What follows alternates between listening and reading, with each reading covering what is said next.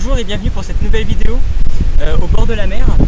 Je vais donc vous présenter deux nouveaux romans que j'ai lus pendant mes vacances. Deux bonnes lectures en général, une très bonne et une plutôt sympathique. On se retrouve tout de suite pour en parler.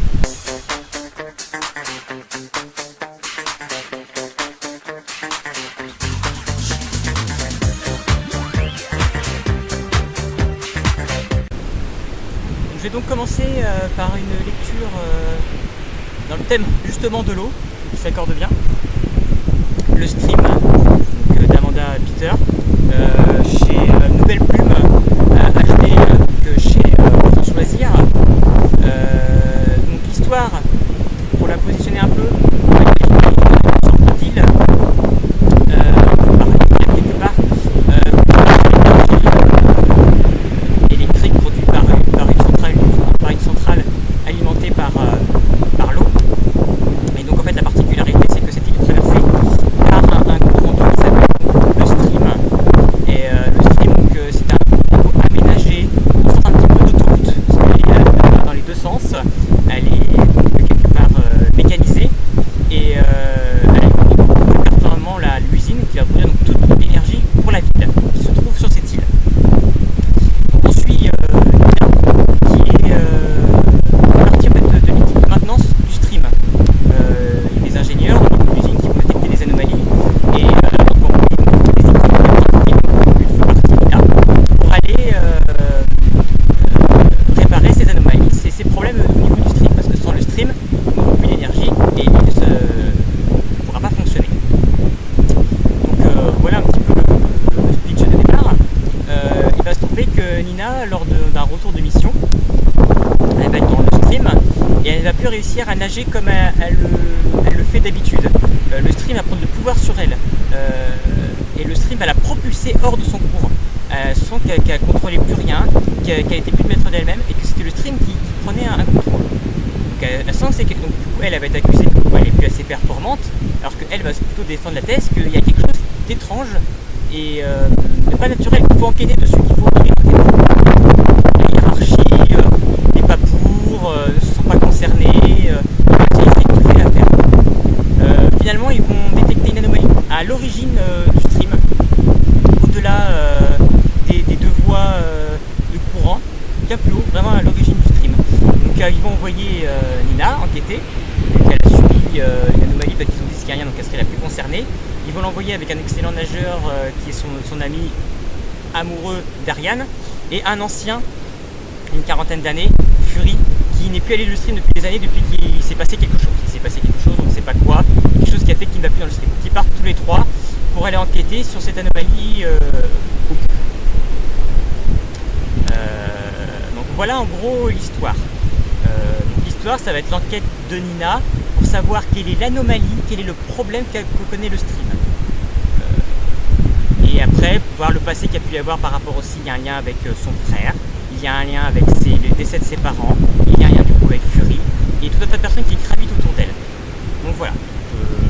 L'histoire est assez... L'univers de base est super original, super intéressant.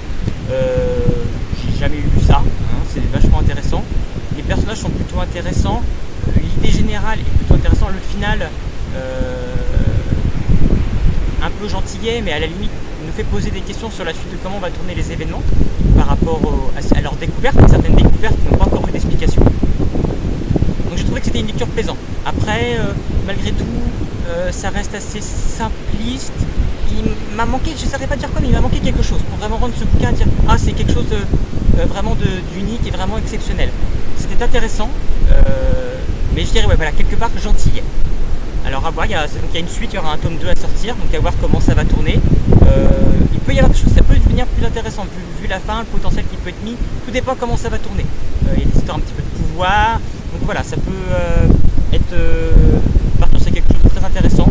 On va dire voilà, c'est un tome introductif qui attend le scénario, le paysage, le décor, les personnages. Une lecture plaisante à découvrir malgré tout. Donc je vais poursuivre avec ma deuxième lecture. Donc, comme je vous l'avais dit dans ma précédente vidéo, j'avais enfin corrigé une lacune et j'ai lu La Passe Miroir qui avait gagné le premier concours Gallimard. Donc j'ai résolu ma deuxième lacune j'ai donc lu le deuxième gagnant du concours Gallimard il y a 2 ans, donc Les Mystères de Larry Spen de Lucie Pierra Pajot. Pour un petit mot sur l'histoire, il va donc se situer un petit peu fin des années 1800. De toute façon on est en 1899 au début de l'histoire. Si on positionne vraiment le début de l'intrigue, donc c'est fin des milieu 1800, on imagine qu'en fait c'est à part du postulat que au moment où, donc à la fin du Second Empire de Napoléon et au début de la Troisième République, il y avait une révolution à Paris, et à part du principe que cette révolution qui avait échoué dans la réalité, là elle a marché. Donc du coup, tous les aristocrates de Paris ont été chassés, et une cité-État s'est créée. Paris est devenu indépendant, ils se sont créés une frontière autour, et ils ont créé un univers un peu à la steampunk. Du coup, il y a Jules Verne à l'intérieur qui est venu vite, qui a créé ses inventions à l'intérieur. Donc voilà, on est vraiment dans une ville très avec des dirigeables, beaucoup de fumée, beaucoup d'automachines. Et donc Paris s'est renommé Larry Spen, d'un dialecte argot des bouchers. Les bouchers qui sont devenus une sorte de caste importante de la société. Ils ont le droit de se balader avec le rouquet boucher, etc. Donc il y a 3 héros qui avaient réussi à gagner cette révolution. Donc un est décédé, mais 2 sont encore vivants, donc ils gouvernent cette cité-État, qui est devenue indépendante, qui prône l'égalité entre tous, qui n'a pas le droit d'avoir de richesse, etc. Donc on suit dans cet univers 3 personnages. Donc on a d'abord Liberté, qui est une mécanicienne justement, qui répare les automates publicitaires dans les rues. Elle a son amie Carmine, une noire, qui elle est donc une bouchée. Et puis enfin nous avons Nathanaël, qui est dans un orphelinat, lui, quant à lui, et qui va approcher de ses 16 ans, donc il attend la foire aux orphelinats où enfin il va pouvoir être acheté pour pouvoir enfin commencer un nouveau métier. Donc on suit en fait 2 groupes. Il y a Liberté et Carmine qui sont donc ensemble. D'abord on les voit voler dans un bâtiment d'aristocrates des vieux objets pour les revendre pour gagner de l'argent, parce que son frère Carmine a besoin d'argent. Et donc en volant, ils se font attaquer par un individu, un jeune homme blanc, qui était là lui aussi. Et il avait un livre, ils ont réussi à lui voler son livre. Donc, quel est ce livre? Il aura une importance après.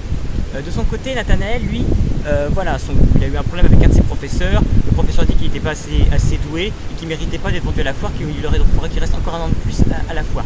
Nathanaël, ce désir, c'est de quitter cet orphelinat, d'enfin commencer sa vie, pense dans sa pensée comme ça, si seulement il pouvait mourir. Et voilà, le lendemain, il découvre qu'il est mort. Il se dit, est-ce que c'est lui? Est-ce que lui, il avait un don pour pouvoir le tuer? Voilà, il se pose des questions sur comment c'est possible. On va suivre Nathanaël qui va donc chercher à savoir l'origine de ça, comment c'était possible. Et puis de l'autre côté, du coup, on a Carmine et Liberté qui vivent plutôt leur groupe, qui nous fait, à travers leurs histoires et leurs aventures, comprendre l'univers de la cité-État, comment elle fonctionne. Liberté va se mettre à rencontrer justement la chancelière. Ils vont découvrir qu'il y a le jeu du siècle qui vont démarrer, parce qu'en 1899, donc 1900 va arriver, il va y avoir un jeu du siècle pour fêter ça, créé par Jules Verne. Donc voilà, on va plus découvrir comment fonctionne Carmine n'a pas forcément trop de rôle dans ce tome. C'est surtout Liberté qui est plus mis en avant.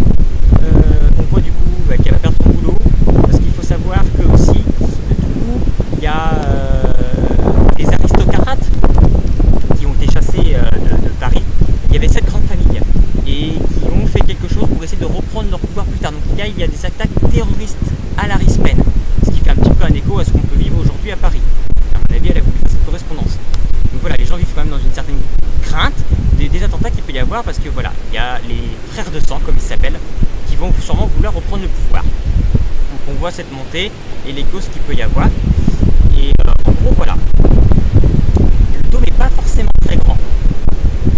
On a rapidement, c'est plus là aussi pour un peu introductif, pour comprendre les personnages, l'univers et au fond ce qu'il y a. Après, voilà, l'histoire, moi c'est surtout l'histoire avec Nathanaël qui m'a extrêmement plu. Le passé et le cachet des personnages par rapport à ce pouvoir qu'il a est super intéressant. Et on a vraiment envie de savoir la suite. C'est vraiment super plaisant. Moi j'ai passé un super moment, j'ai vraiment hâte de lire la suite. L'histoire est vraiment bien construite, on a un vrai univers,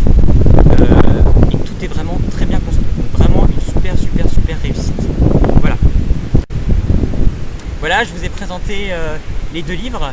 Je vous remercie encore pour ceux qui auront écouté ma vidéo en entier. C'était sympathique de la faire dans ce cadre, je pense. Je vous laisse en bas en commentaire si vous voulez faire un petit commentaire des appréciations sur les livres, si vous aussi vous les avez lus.